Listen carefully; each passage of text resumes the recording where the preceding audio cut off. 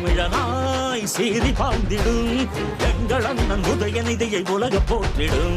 தங்க தலைவரின் வீர புதல்வரே சூரியனாய் சுடலும் உன்னை கழகம் வாழ்த்திடும் கோடானு கோடி மக்கள் உரிமை மீட்டிட கோபாலபுரத்திலிருந்து புயலாய் புறப்பட்டார் திசைகள் போற்றும் திமுகவின் இளைய தலைவராய் திராவிடத்தை காப்பதற்கு தலை உடைத்து படை நடத்தும் தலைவர்